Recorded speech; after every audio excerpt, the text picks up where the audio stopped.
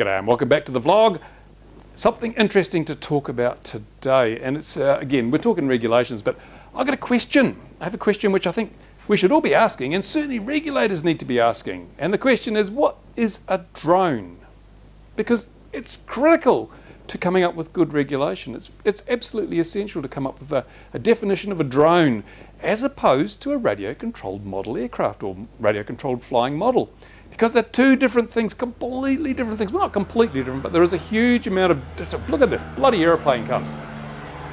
Anyway, there's quite a difference between the two, and as we all know, people have been flying radio-controlled models for many, many decades before drones came along, and there's never been an issue with the safety of manned aviation as a result.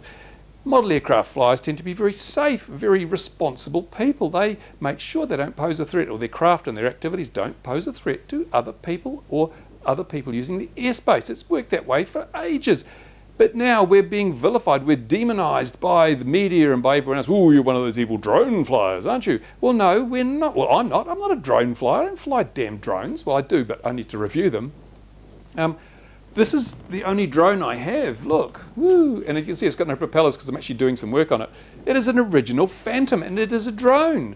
You might think, yeah, but what about those other ones you have like this? There's a drone. Nah, that's not a drone, it's a mini quad.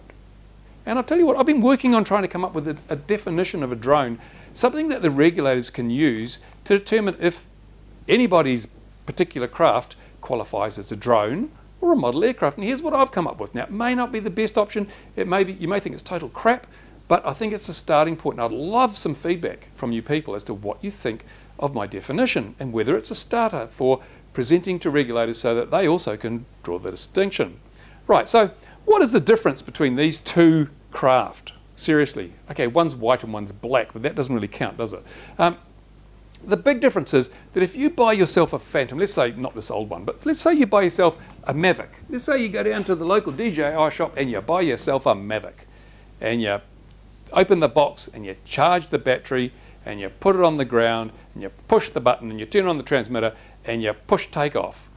And it pops up to 2 meters and sits there hovering nicely.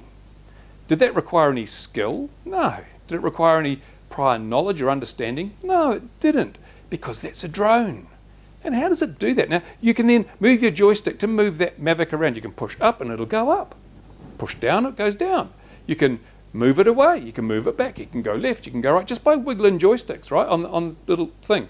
And once you have it at a certain height, it'll stay there until you change it. So it's like, it really is just like, you're not flying anything, are you? You're not flying a Mavic in its normal GPS mode. You're basically just positioning. You're positioning in it, which is what most people want. They want a camera they can position somewhere.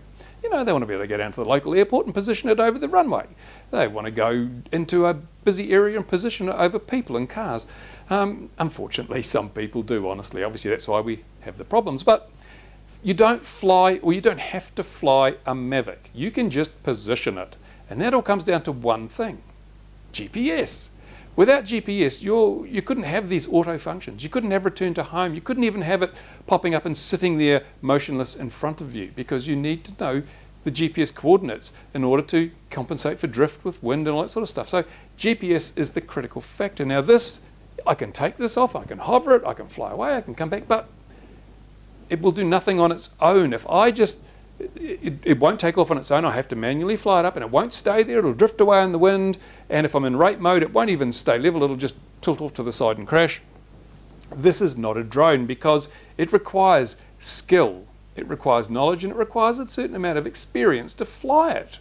So you actually have to fly this. It is not smart enough. It doesn't have autonomous or semi-autonomous capabilities. If I fly it too far away, it's not going to come back by itself. I have to fly it back. So this doesn't have GPS, that's why. It doesn't have GPS. So the distinguishing factor between a drone on the one hand and a flying model on the other hand, even if they look identical, is that the drone has GPS, and the drone doesn't require you to know much or have any skill to operate it. And that's why drones are such a problem to manned aviation and to general public safety, because the people who use them have no previous experience, knowledge or understanding. They haven't been schooled in good safety practice in most cases. They don't know the airspace regulations because they haven't been brought up by others and they haven't flown with others who have taught them that sort of thing. So that's why these things are a risk. And also, they tend to be far more capable. Now, this thing, I wouldn't fly this more than 1 kilometre away because it's very small and it's a long way to walk. And if something goes wrong, the video link goes out, then I'm buggered. I would have to try and find it, But with these things, especially with Lightbridge and the DJI, 4 kilometres. People fly these things 4 or 5 kilometres away. So they're far more capable in most cases than a radio-controlled model. And it's that extra capability, that extra distance, range, and the things it can do that also make it a danger, a risk to public safety. So regulators need to say, well, okay, we've goofed up a little bit. We've just lumped all these things into one basket, when really, clearly, they are not the same thing. We've never had problems with radio-controlled models hovering around airports and basically outside people's windows. No, that doesn't happen with radio-controlled model or flying models, radio-controlled flying models. It happens with drones. So we need to say, well, let's regulate drones. Yeah, drones need to be regulated because the people using them, sometimes they're very stupid, sometimes they don't know what they're doing, sometimes they are just out to create mischief, and we've given them a tool that allows them to do that. So we need to regulate it. It's like you regulate guns. Guns can kill people, so you regulate them so that bad people don't do bad things as often.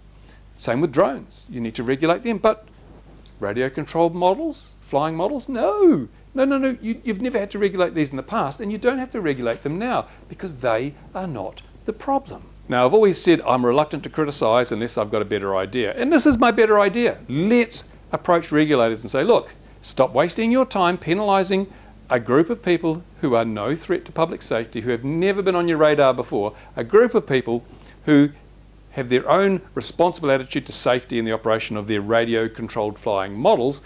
Leave them out of the equation. Exempt radio-controlled flying models. And to determine whether something is a radio-controlled flying model or a drone, look for the GPS. Look for the GPS. All drones, to qualify as drones, will have GPS on them. Little kids' toys, they're not drones, they're toys. The little ones, like the CX-10 and the GS and CX-20 or whatever they're, the little non-GPS ones, they're just toys. They're not the things that are causing problems at airports. They're not the things that are endangering lives and property, right? So they're toys, and they are radio-controlled models. And mini-quads, radio-controlled models. The AXN, the FMS Super Easy, the Multiplex Fun Cub, these are all radio-controlled models. They're not drones. But the Mavics, the Sparks, the craft that have the ability to take themselves off, land themselves, in case of something with a Pixhawk in it or a iNav or whatever, have waypoints. If you've got a craft you can set waypoints, it can be fully autonomous. I mean, you set up a Pixhawk, you can simply pick the model up and throw it, it'll auto-launch, it'll fly around, and it'll even auto-land, all on a prescribed course that you've mapped into it beforehand. That is a drone. It may look like a model aircraft, but it's a drone because it's fully autonomous. And it's that autonomous or semi-autonomous capability that makes these things really quite dangerous in the wrong hands. So they need to be regulated. Now, I know some people are going, what? No, I fly model aircraft with a flight controller. Yeah, I don't want that regulated. Well, we may just have to wake up to the fact that there's a price to pay. And I think a better price to pay is that if you've got a fixed wing with a flight controller and it has GPS, then you may just have to put up with the fact that it's considered to be a drone by the regulators, while all the rest of the hobby gets away with being classified as model aircraft. Because what's the alternative? Well, the alternative is what we have now, where everything is a drone. So you're not losing anything by having your Pixhawk-equipped fixed-wing model aircraft categorised as a drone, because it's already categorised as a drone. So just accept that and just let everybody else with their other, non-autonomous, non-GPS equipped models return to the situation where they're model flyers. They're not drone operators, they're model flyers. So what do you think? Is that a sensible attitude? Have I got that right way around? Is this one way we can perhaps convince regulators to just back off regulating the hobby and focus on regulating the problem, which is not radio-controlled model aircraft? I don't know, you tell me. Am I too old school? I don't know. I mean, I must admit, I've got aircraft here with flight controllers, with stabilisation systems, and I've got mini-quads and things. I don't actually have anything that qualifies as a drone. Well, I do actually, because I've reviewed the Bugs 2 or something or other. That's got GPS and it's a drone because it's fully autonomous. I've got a Pixhawk here, but I don't have it in anything, so that's not a drone. I've got that Phantom, that's a drone, but I don't fly any of those damn things with a GPS in them. I am someone Yeah, I'm old school. I like to fly my models. I don't like to just position them on a tablet or using altitude hold and that sort of stuff. I like to enjoy the fun of flying. I'm old school. I'm not a risk to public safety, so don't treat me like one. There you go. Now, your comments are going to be essential on this video because we need to get some feedback. We need to act as a unified community. We need to get some consensus so that we can go to the regulators and say, hey, had you thought of this? Make your own life easier and stop bugging us with regulations that don't apply to what we're doing with radio-controlled flying models. There you go. Now, if you like this video, give it a thumbs up. If you don't, give it a thumbs down. If you are indifferent, well, so am I. Never mind. And I'd like to thank all my Patreon supporters. Because of you, there's only one ad in my videos. I don't litter the ads along the timeline. No, just one ad. That's it. That's all you get. Woohoo! And thank you for watching. Now, I will get on. Got some other videos to do. Stay tuned for those. And I'll see you again later. Bye for now.